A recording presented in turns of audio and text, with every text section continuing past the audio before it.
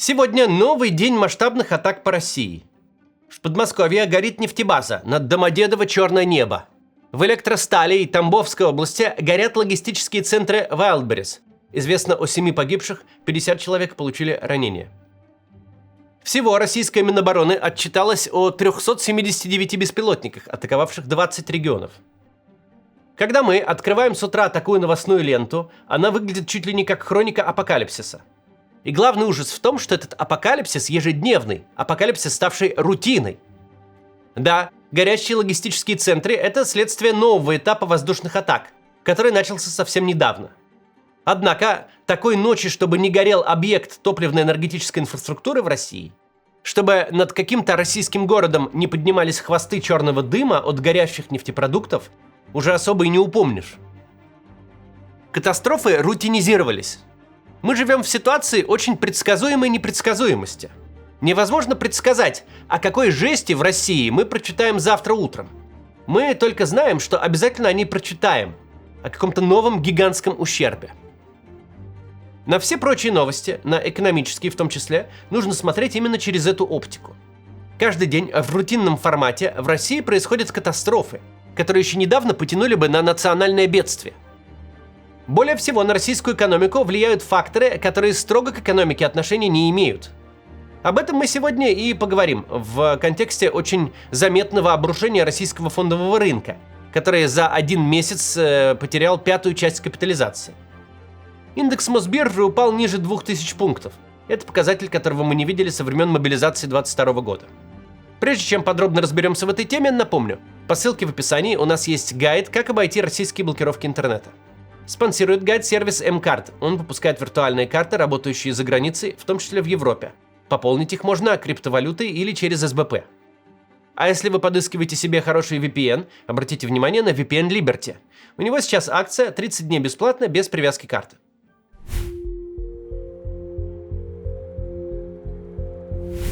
Российский фондовый рынок после начала войны – это довольно замкнутая структура. Примерно половина активов, которые составляют индекс Мосбиржи, находятся под блокирующими санкциями США, еще примерно треть под частичными и секторальными ограничениями. Индекс Мосбиржи формируется активами, которые ограниченно ликвидны, которые не могут обращаться нигде за пределами России, к которым не прикоснется ни одно государство, ни одна компания или банк, никакой субъект, встроенный в международную экономику. У всех связанных с Россией активов такие страновые риски. В них зашиты разные типы неопределенности. Новые санкции, новая война, угроза банковского кризиса, бюджетного коллапса, изъятие активов у собственников. Короче, российский фондовый рынок в его нынешнем состоянии скорее казино, чем биржа. Неопределенности и рисков столько, что бумаги эти ни для чего, кроме ситуативной спекуляции, в любом случае непригодны. Тем не менее, рыночные показатели можно использовать в качестве некоторого индикатора настроений, барометра оптимизма или его отсутствия. В качестве соцопроса, что держатели активов думают о будущем. Открыв индекс Мосбиржи, мы увидим, как на нем отразились все ключевые события. Вот январь-февраль 25-го. К власти в Соединенных Штатах приходит Дональд Трамп, а все российское государство через официальную пропаганду и мутные утечки из кремлевских коридоров всем пытаются внушить, и, видимо, самим себе тоже, что война вот-вот закончится. И попытки эти весьма успешные. Тот пик, который мы на графике видим, отражает времена, когда шли разговоры, которые сейчас и вспоминать-то неловко. Разговоры о том, на каких условиях мы будем обратно пускать те нехорошие западные компании, которые так подло нас кинули и ушли с российского рынка. Люди всерьез воображали, как Google, Mercedes и Zara трутся с вещмешком у порога. Я лично считаю, что когда будут возвращаться компании, они будут возвращаться, очевидно, после некого потепления, нужны строгие меры. Как они будут возвращаться. Потому что это слишком вкусно, когда вот они тут работали, зарабатывали деньги, при первом же шухере убежали, теперь вернулись, дальше продолжают зарабатывать деньги. Мне кажется, что так не пойдет. Надо какие-то применять механизмы, чтобы у них здесь был какой-то якорь в виде производства, в виде каких-то других активов. Видно, что первой волны оптимизма хватило до середины марта. Ведь оказалось, что в реальном мире никакими переменами даже не пахнет. Второй прошлогодний пик был ниже первого, но тоже заметный. Это середина августа, встреча в Анкоридже. Тогда, надо сказать, даже наша редакция, не склонная к особому оптимизму относительно перспектив трамповского пиздила, не смогла удержаться от ожиданий. Мира мы не ожидали, но казалось, что встреча на американской земле не может закончиться совсем уж ничем. Трамп слишком сильно вложился политически в то, чтобы Путина к себе привести, и Трампу нужно дать хоть что-то, хотя бы воздушное перемирие, в обмен на какие-то санкционные послабления. Но ожидания ни наши, ни чьи-то еще не сбылись. И рынок сразу же рухнул. Никаких больше пиков на графике индекса Мосбиржи не возникало. Осознание бесконечности этой войны дошло до всех. То, что на графике сейчас, этот прыжок мангуста в пропасть, явно отражает общее ощущение катастрофы и безысходности, которое каждой сводкой новостей лишь подкрепляется. Это ощущение настигло даже тех, кто пытается ситуативно спекулировать на российских акциях. Российский фондовый рынок сейчас – это рейтинг тревожности, но выраженный в деньгах. Именно так и следует к этим показателям относиться. И стоит поговорить о том, какие именно процессы эту тревожность вызывают. Обсудим это после небольшой рекламы услуг эмиграции туда, где фондовые рынки чувствуют себя получше. Если судить по новостям, можно решить, что Америка закрывается от эмиграции. Но есть любопытный парадокс. Чем громче политики о миграции спорят, тем активнее Соединенные Штаты выдают визы тем, кто может принести пользу экономике, науке или бизнесу. За моей спиной Манхэттен, самый известный район Нью-Йорка, план застройки которого был принят еще в начале 19 века. Застраивали его люди со всего мира, в том числе талантливые иммигранты и их потомки. И многие политики в США понимают, чем больше талантливых людей, тем быстрее растет экономика, тем больше в стране красивых мест. Поэтому тут существует много визовых программ для работников, для инвесторов, для талантов. Есть и другие способы переезда. Но из-за того, что программ много, разобраться без специалиста в американской миграционной системе крайне сложно. И многие даже не подозревают, что уже сейчас соответствует требованиям одной из программ. Поэтому, если вы хотите проверить, подходите ли вы хотя бы под одну из них, обратитесь к профессионалам своего дела. Например, в компанию «Мигратор». Там работают адвокаты с лицензией США и опытом от 15 лет. У «Мигратора» очень хорошая статистика одобрения петиций, 95% успешных кейсов. А все потому, что компания не берется за бесперспективные случаи и не дает ложных обещаний. Вам прямо скажут, есть ли у вас шансы на визу или нет. Еще на первой бесплатной консультации. «Мигратор» – одна из немногих компаний, которые дают клиентам гарантию. Вы получите одобрение петиции на визу или вам вернут деньги в полном объеме. Это будет прописано в договоре. Так что, если давно мечтали переехать в США, оставляйте заявку на бесплатную оценку шансов по ссылке в описании.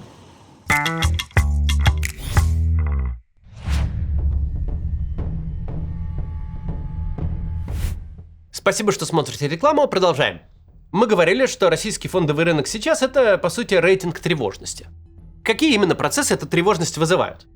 Во-первых, и в главных, люди абсолютно четко осознали, что надежды на какое-то улучшение, связанные с окончанием войны, можно похоронить.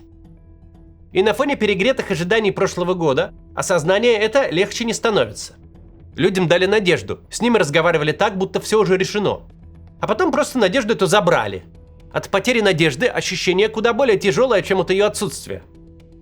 Второй процесс не менее важный. Люди явно ожидают какого-то черного лебедя в обозримом будущем. Например, в связи с выборами. Российские граждане достаточно в этом плане опытные. Как дела в основном делаются, они понимают. Манера государства затаиться перед выборами, а потом как навалиться на граждан всем своим весом, ни для кого не является секретом.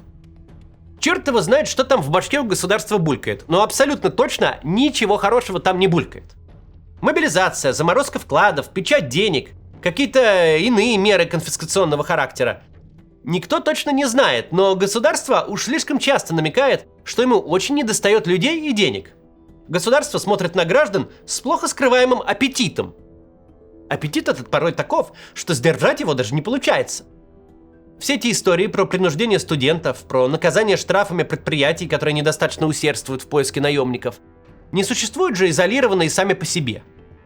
Даже те, кто не работает на этих предприятиях, не учатся в этих вузах, обо всем этом узнают. От знакомых, от друзей, из районных пабликов, из домовых чатов. Государству очень нужны люди. Оно в одном шаге от того, чтобы от пряника перейти к кнуту.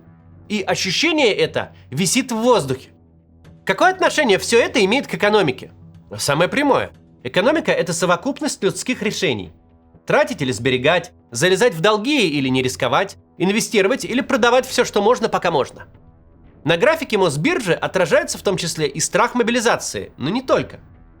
Государство, кроме того, что поглядывает на граждан с аппетитом, слишком явно демонстрирует свою неспособность держать ситуацию под контролем.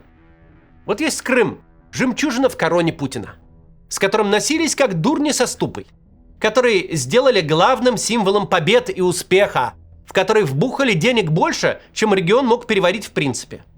А теперь там ни света, ни воды, ни связи, ни топлива. А еще НПЗ горят, если не каждый день, то через день. И проблема здесь даже не только в прямых последствиях, хотя и они очень серьезные и будут распространяться по всей экономике. Главная проблема здесь другая. Нет ответа на вопрос, что дальше? Если Крым смогли отрезать, если систему производства топлива смогли расфигачить, то что будет завтра? Вариантов масса. Основные мы даже недавно обозревали. Завтра какая-то индустрия может встать, жизнь в каком-то регионе может остановиться, гражданская авиация в центральной России может закончиться, а Москва может погрузиться в блэкаут. Вот деятельность Wildberries, например, могут взять и приостановить, если захотят. В ситуации, когда российское начальство внезапно для себя обнаружило войну на собственной территории и не имеет никаких идей, что с ней делать, будущее начинает определяться возможностями Украины, которые предсказать невозможно. Но кроме Украины есть еще и вторая служба по защите конституционного строя ФСБ. За бензиновым кризисом, за ежедневными прилетами, за очень плотной новостной лентой это как-то подпропало.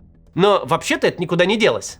Война с интернетом и со связью в целом продолжается. И, опять же, есть все основания считать, что после выборов станет хуже. Завтра федеральный бюджет может перестать исполнять свои обязательства. Сотрудники разбегутся, спасаясь от мобилизации. Украина может вырубить электроэнергетику. Роскомнадзор вырубит связь. ЦБ прогнуться под давлением, обрушить ставки и позволить рублю уйти в спираль инфляции. Неважно, на какой индикатор мы смотрим. На снижение потреблений, на сжатие инвестиций или на сокращение рынка труда. Не нужно забывать, что на все происходящее влияют не только объективные факторы, вроде сокращения прибыли и высокой долговой нагрузки.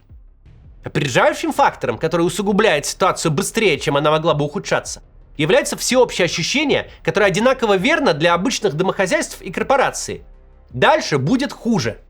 Будет хуже в результате войны или в результате усилий российского государства, или просто потому, что исчерпаются последние ресурсы, казавшиеся бесконечными.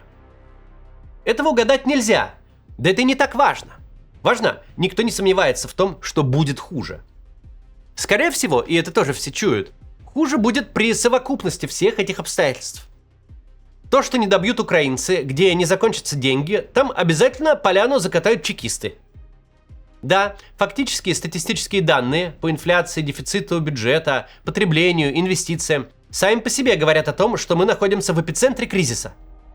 Да, кризис этот выглядит как классическая стагфляция, когда одновременно наблюдается снижение экономики, высокая инфляция и, как бы парадоксально это здесь не звучало, в нашем случае еще и крайне дорогие заимствования. Это очень тяжелый кризис сам по себе. Но более тяжелым его делают именно внеэкономические факторы. Именно вот это вот всеобщее гнетущее ожидание катастрофы. Никто не знает, как и по какой причине станет резко хуже завтра. Просто все отчетливо понимают – станет. Все понимают, что сейчас не время для новых проектов, больших долгов, инвестиций и дорогих покупок. Кризис усугубляется быстрее, чем сводка ежедневных новостей. И нет сомнений, он обязательно будет. Долгосрочная стратегия украинской стороны явно заключается в том, чтобы искать в российской наиболее критические и уязвимые узлы для атаки. Удары по НПЗ нанесли огромный и долгосрочный экономический ущерб, который будет не только на заправках, он будет и на полках магазинов, в инвестициях, в рабочих местах, в потреблении, во всем. Теперь логистические центры. Каждый такой центр – это товары на миллиарды рублей, которые сгорают как спичка. Это нарушение той модели потребления, которая абсолютно доминирует и уже покрывает половину всего непродовольственного рынка. Это новый удар по инфляции, по доходам бюджета. Это разрушение привычного образа жизни. И это большие объекты, по которым легко попадать, которые легко разрушить. Нет сомнений, что это продолжится. Маркетплейсы, безусловно, будут перекладывать на продавцов все издержки. Уже это делается. Никто не будет компенсировать утраченный товар. В комиссии зашьют убытки от уничтожения инфраструктуры. Цены вырастут, многие предприниматели разорятся. Еще вчера такое сложно было себе представить, теперь это с нами. В этом вся экономика войны. Череда непредсказуемых катастроф, от которых невозможно застраховать ни себя, ни свои доходы, ни свой бизнес. И это не закончится, пока идет война. Но вся страна видит, что война и не думает заканчиваться, пока Путин у власти. До завтра.